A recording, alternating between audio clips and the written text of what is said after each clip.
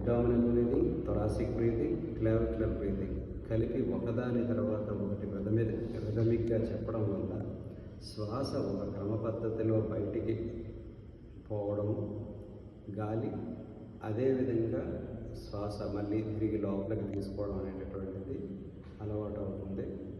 దానివలన శ్వాసక్రియ క్రమబద్ధం అవ్వడమే కాకుండా శ్వాస ఎక్కడైతే ప్రాణాన్ని జనింపజేస్తుందో దాన్ని కూడా దీనితో సింక్ చేసి ఒక రకమైనటువంటి ఆయామాన్ని, అంటే ప్రాణం తాలూకా స్పాన్ ఆఫ్ ది లైఫ్ ఫోర్స్ని ఎన్హాన్స్ చేయడానికి ఈ బీజాక్షరం సరి అయిన పద్ధతిలో పలకడం వల్ల ప్రతి ఒక్కరూ ప్రయోజనం పొందాలని శాస్త్రం చెబుతుంది. సాధన చేసిన వాళ్ళు దీని అనుభవంలో గ్రహించగలుగుతారు. నమస్తే.